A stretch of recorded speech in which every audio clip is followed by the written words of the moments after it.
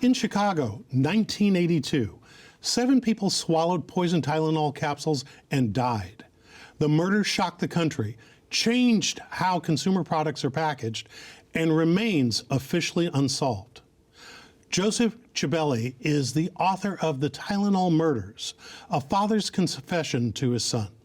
In this book, Joe argues that the man responsible for one of the most infamous unsolved crimes in recent history was his own father, who he says terrorized his family as well as the nation. Joe, thank you for coming today. Thank you for having me. Joe, take us back to that time and the day that your father made his deathbed confession. What was going through your mind when you heard him speak to you? Oh, well, he and I had not spoken very much at all since 2015. And he said a few things, but the main one was he sat up in his bed and he said, "Cyanide pills, I did it." And everybody just froze, like, what? And then a few minutes later, he said it a second time, in case you didn't hear it the first time. And now you have to understand that in 1982, when this was happening, I had the realization that my father was not only capable of doing this crime, I actually had suspected that he was doing it. So I've carried that all those years. So when he said that on his deathbed, I was not surprised. I was shocked, but it floored me, but I also knew that, okay, I was right all along. I stood firm in that belief that it was him, and then at the very end, he gave me the final piece to the puzzle. When I was reading your book, The Tylenol Murders, the thing that struck me was it was this combination of telling a life history, but almost like a forensic report in terms of really threading the needle of all of the facts, circumstances, and events that led up to essentially the nation being paralyzed over these murders, and how it kind of destroyed a piece of innocence that people had about that they could rely on the products that they acquired from their neighborhood grocery store or drugstore. When you decided to write the book, what was your objective? Well, actually, when I started to write the book, I was starting to not write the book, is what I was hoping to do. Really? Tell us a little bit about that. Well, like I said, I've always had the suspicion that he did it, and I knew 100% that he was capable of it. However, I think as a child, you don't want to actually think that your parent could do this. So even after he said that, and after I had the gut feeling, I'm like, I know he did this. I kept thinking, we were in a very abusive home. And one thing anybody from an abusive home could tell you is that you're trained to protect the abuser. So even though he and I had been worlds apart, my first instinct was like, no, he didn't do this. I got to find out that he did not do this. So I started going down some avenues, looking for exculpatory evidence, anything that could say he couldn't have done this, he was out of town, he was out of the country, anything. And every time I went down one of those paths, I was finding more and more and more clues that put me right back to where I started. So it actually did not start as to be a book. It was looking to kind of exonerate him, in my own mind at least. And then the more evidence I found and the more dots that connected, I said, I've got to put this into a format somehow. And I had this fear that something could happen to me and I would not get to tell this story. So I was kind of on fire to get this book done. Well, I'd like to know how you felt in writing the book. You say that you were on fire to get it done. Mm-hmm. As a reader, reading the book was kind of painful. In just kind of vicariously reading the experience, living the experiences that you and your brother and sister and your mom went through. And so it raises the question, reliving all of that through the experience, was it painful or cathartic or something else?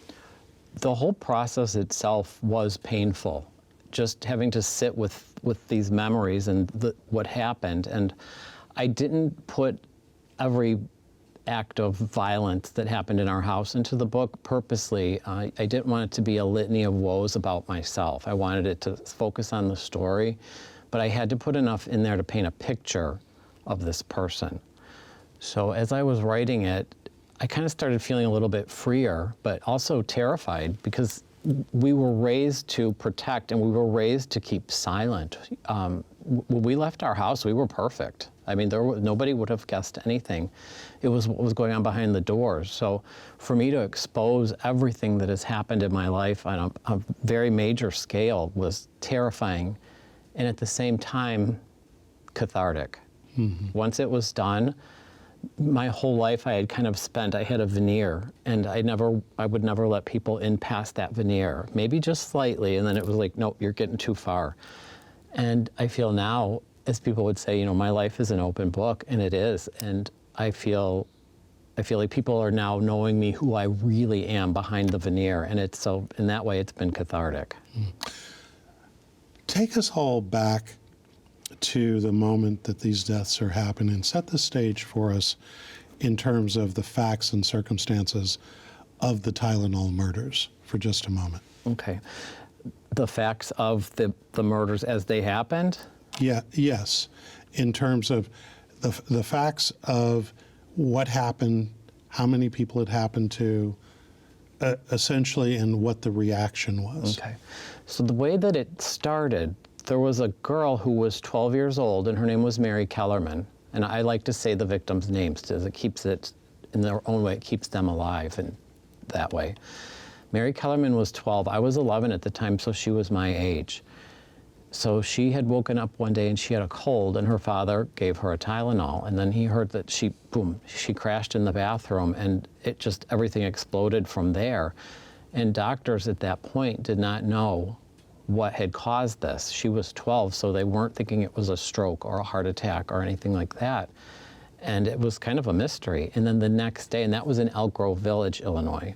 And then just north of there in Arlington Heights, Illinois, there were actually 3 people who passed away from the tainted Tylenol.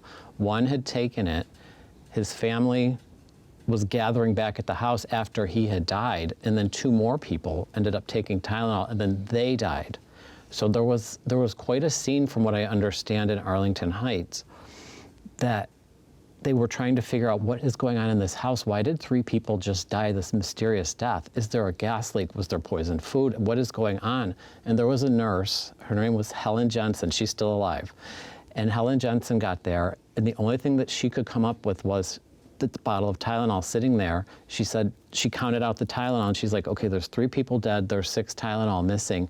It's got to be the Tylenol. And those were kind of her famous words, it has to be the Tylenol. And so one of the officers who was on the scene had said that he had just heard about a young girl the day prior who had taken a Tylenol, and then she died. And so that's when everything exploded. And I actually had a chance to talk to Helen Jensen, and that was lovely. So I told her, I was like, you're kind of a hero. So well, Tylenol, one of the most trusted brands, not just in America, but around the world. Mm-hmm. And so in a way, I would say that this set of murders pierced the veil of some of the fundamental assumptions people had, mm-hmm. In terms of just how they went about their daily lives and bought products and consumed them and that sort of thing. How do you think, after the murders, America was different? I think you said it earlier, we lost some innocence when that happened. You would go to the store and you would buy a box of Tylenol, and it was not glued shut. You could pop it open, the cap just would pop off, there was some cotton in there, and then it was exposed. And after that, as you know, I do this all the time. I'll be trying to open something and there's like 4 seals on it. And I'd think about my father, and I was like, well, that must be the legacy that he wanted to leave, was this. Because at that point, in 1982, we did not have the Federal Anti-Tampering Act. That came into effect in 1983 after the murders. And it was after that that all of the packaging changed. And I do think, honestly, my father was of the mentality of the type who would think, well, yes, 7 people died, but look how many people didn't because of what I did. Yeah. It's a very sad fact, but that was how he worked. Your father was 2 people, or actually he was many people. Many. Okay. You refer to him as Bad Dan, this Dan, that Dan. And, but when he was in the home, describe for us what life was like when he was at home with you and the rest of the family. I think to sum it in one word, it was volatile. You did not know from moment to moment what was going to come at you. And I had trained myself to listen and to watch and to hear and to observe every move he made because I felt really like your safety depended on it. And I was also at that point, I had a younger brother and a younger sister who were, quite a bit younger than I was. And I was looking out for them as well. And so he could come home from work and I could tell when I heard how he shut the car door what kind of mood he was in and what direction we would have to go. So it was volatile. It could go from, he could be laughing, sitting, he had a chair in the living room and he would be sitting in his chair and he could be laughing and having a good time and then like that, you could throw an ashtray at you. One of the most disturbing scenes in the book is where it is that one day he grabs a gun and he puts it to your head and makes you repeat after him a sentence. Yes. What was the sentence? Sir, yes, sir. The gun is always loaded, sir. And then he made you say the same thing, pointing it at your toddler brother He was 3. and infant sister. Mm-hmm. What do you think that was about? For him, it was control. He wanted to see us scared. In some way, he was training us for something. And that story in the book, that was very painful to write because, I could still envision it, how he invaded the house and the door flew open and we had 2 steps into the living room. He leapt over the steps and before he even landed, he had his service weapon in his hand. He was a police officer. He had the service weapon in his hand and he just grabbed me and he put that gun to my head. And he asked me, he said, "Do you think this gun is loaded?" And I said, "Yes." And so he told me, he goes, "When I ask you that question from now on, you answer it and you say, 'Sir, yes, sir. The gun is always loaded, sir.'" So he said, "I'm going to ask you again." So he put the gun back to my head, asked me, and I said, "Sir, yes, sir. The gun is always loaded, sir." He kind of tossed me off to the side. And then my brother, and I can picture this still, he was 3, and he froze. Now I would call it, he went catatonic. And I would say it was at least a good 20 minutes before he started to come back.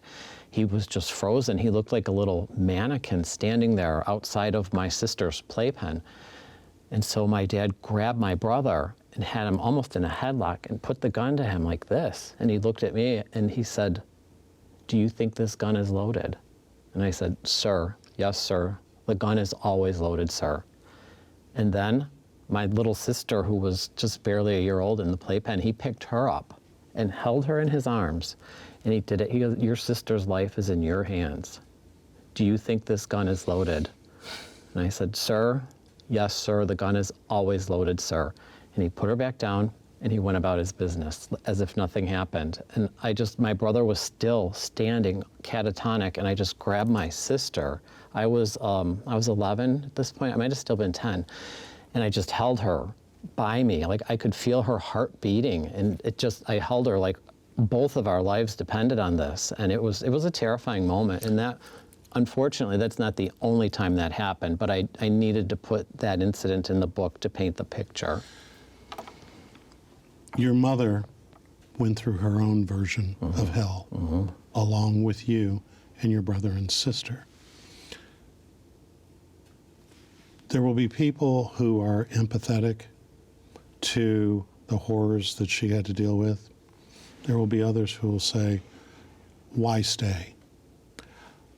How did, in hindsight as a grown man, looking back at being in that home, and your mother being there. What feelings did that engender with you in terms of how you felt about how your mother dealt with things? When it comes to my mom, I was there as a witness as of what she went through. She had made a decision to go back to nursing school, and my father would beat her up on a regular basis about going to school. So I saw what she was going through. And she was at school, or she was still working. She did hair, but I followed in her footsteps not long after that, before I started going back to school. And she was gone. And I have had this conversation with her, and I have said, what were you thinking? What did you know? What didn't you know? And she said, I swear to you, she said, I took his beatings because I knew that we had a home. And she said, I would have never imagined that he would have done the things that he did to my children. Because he did not do these things when she was around. It was generally the second she was out the door. You could call him, he was a sadist. He liked to see us scared, and he liked to see us suffering.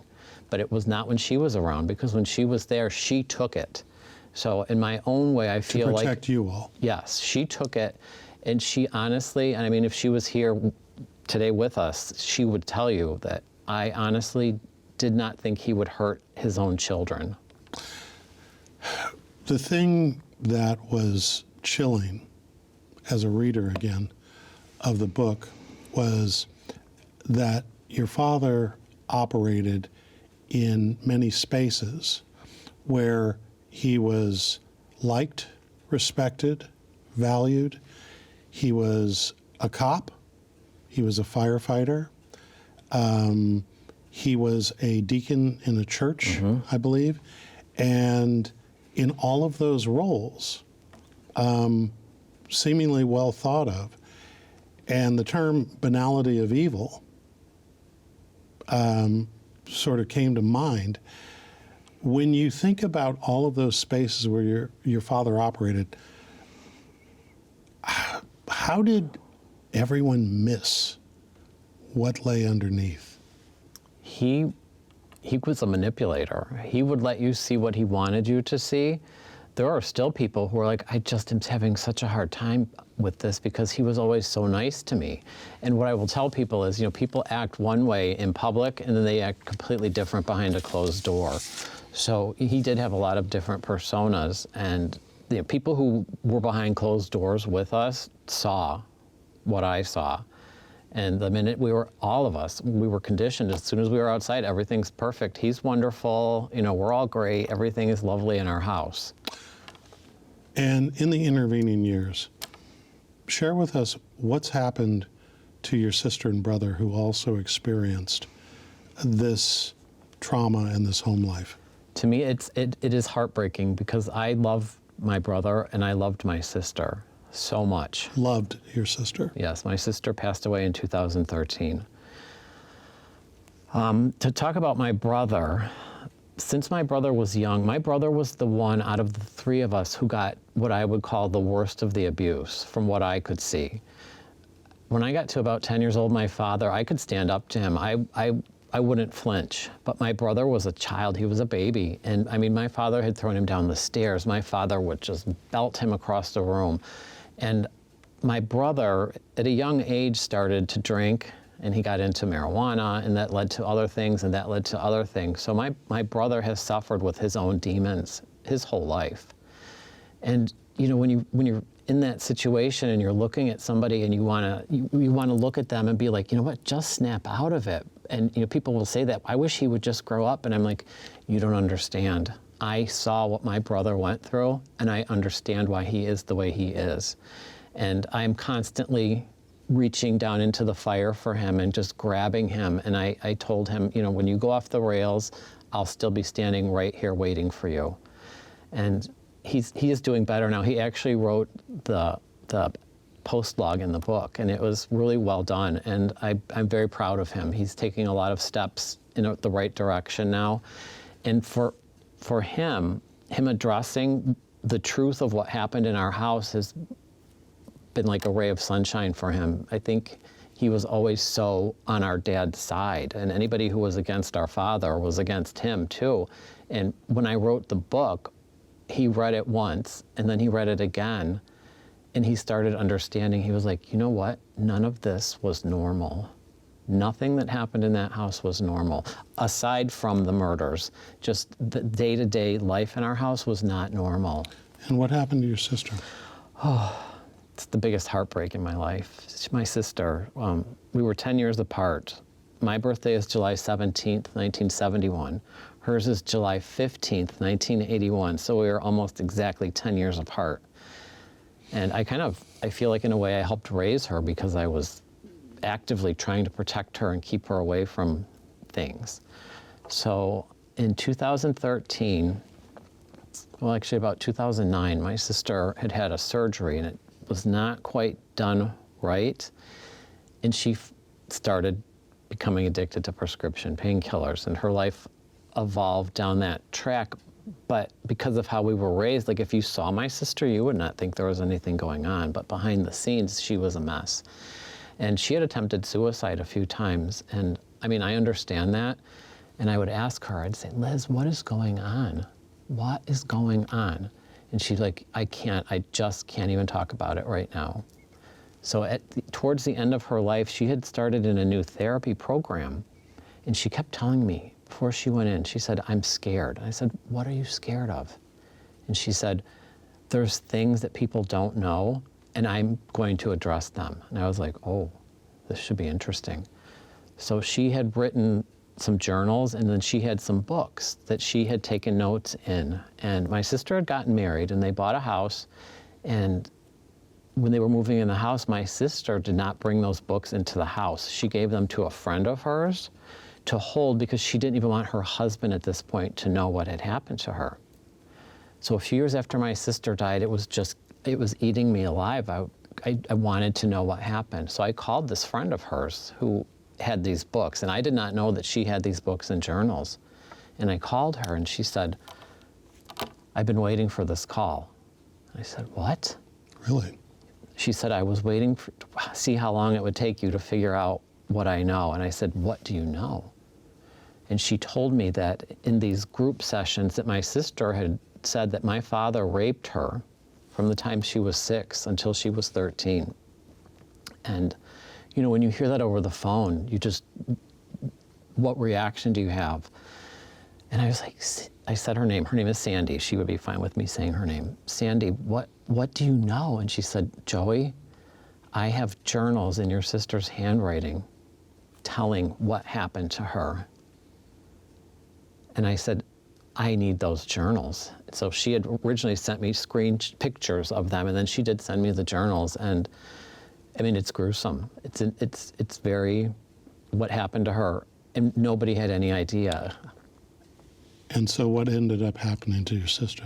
She died in 2013. She had actually gotten clean off the painkillers, and she was getting ready to go to work. She was a teacher, and you know, she was doing very well. And my mom went over to the house and walked in the door, and she heard the shower running, and she's like, where is she? Where is she? And my sister was face down in her bedroom, naked.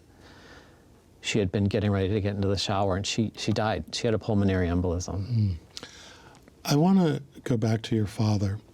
There's some people, the case is still open, and some people have different theories. Mm-hmm.